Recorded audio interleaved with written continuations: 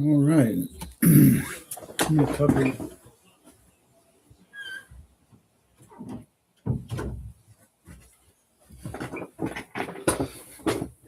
I'm going to cover some notes that I got here in my book on antisocial media. I'm going to go through, I don't know, I had like 15 or 16 chapters that I had started kind of making outlines for. And I went back, I'm going to throw this folder out, and I was going back through and looking at some of this stuff, and I thought it looked pretty cool. So I was going to put this up, kind of go over some of this stuff real quick. So in chapter 1, I'm going to talk about nonverbal communication. And there was an interesting article that I read that was taking excerpts from a book called Silent Messages, written in 1971 by a psychology professor from UCLA named Albert Mehrabian.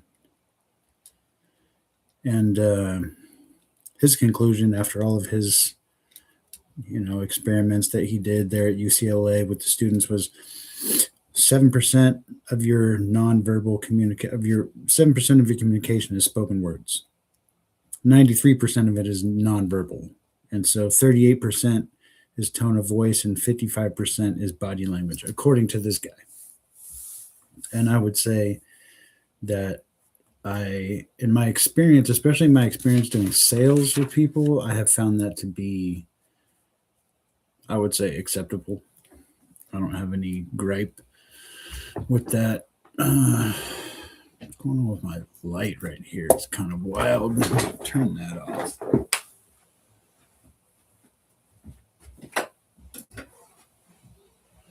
That's not going to be very good either.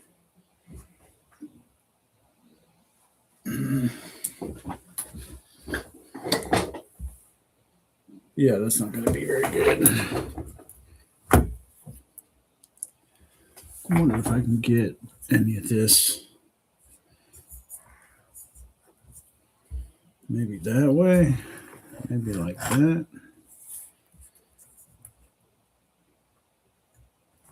Maybe like that.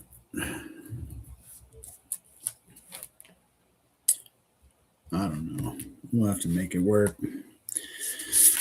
Anyway, so Dr. Mehrabian, 7% spoken words, 55% body language. I find that to be pretty legit. And one thing that they teach you when you start doing sales presentations live and across a desk from somebody, as opposed to like on the phone or on a Zoom call or whatever kids these days do to do sales, they teach you to basically mirror your customer's body language. So if the person is sitting back and looking relaxed and taking these body postures, it's good for you to do the same thing. Okay, but you don't want to be sitting up here on the desk and leaning in and really talking to them like that. If their body language is more like this, simple stuff like that. And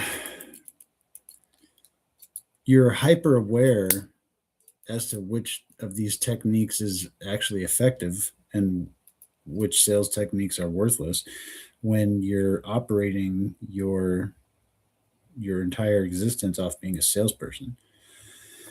And so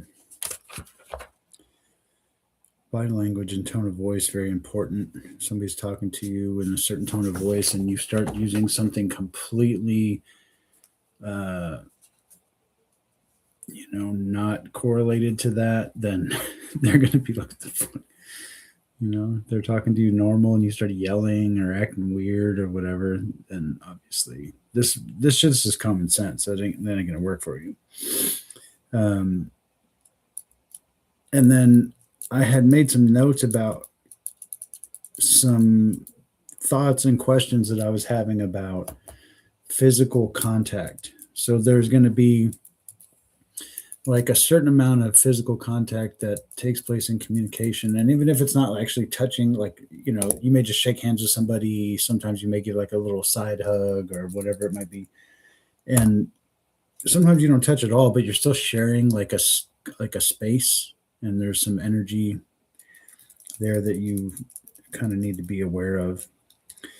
And it's interesting when people don't touch one another, because that's also very interesting. If you don't touch people, generally they don't stay around. They generally you don't touch babies, they die. You don't touch adults, they start acting out like they want to die.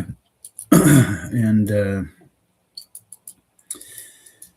in prison, isolation is the precursor to state mandated deletion. So there's some interesting dynamics there that can be explored. um, it's also very interesting what we're doing to little children, especially little boys, with the physical touch when they're little babies, and you're doing um, what's it called, circumcisions and things like that. And so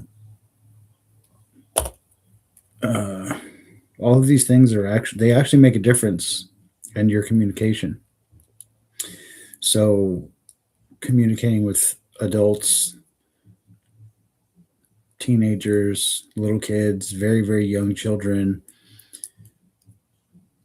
a lot of things change, but a lot of things stay the same. Like, if you can deal with people and understand that the vast majority of what you're communicating to them isn't going to be the actual words that you choose to use, it's going to be how you go about interacting with them, then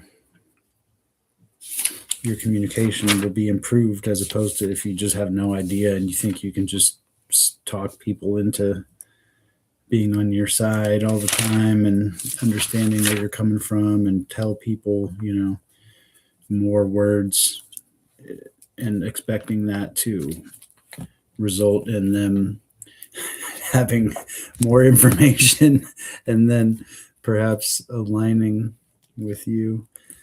It doesn't necessarily work that way, and so that can be kind of challenging. But pretty short, couple notes there. What I was going to say about the body language is pretty much said. People are going to get a vibe from you. So yeah, the next chapter that I was going to kind of make some notes on was about driving and like road rage and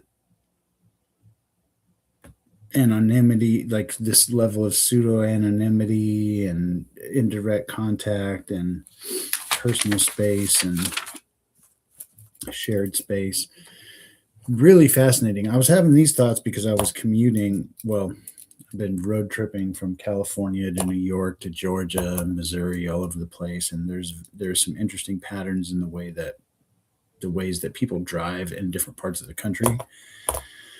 And there's definitely some places that are preferable to be driving around and doing a whole lot of road tripping, and then other places that are really not preferable. And a lot of it comes down to the way that people see themselves and the way they see one another and the way that they see their kind of little community, and then how they choose to go about, um, being in them streets. So I'll get into that a little bit next time, and then kind of go from there. Anyway, yeah, I just wanted to click on these buttons to see what this live stream setup would end up working like. And it looks like that might have worked. So we'll do this again.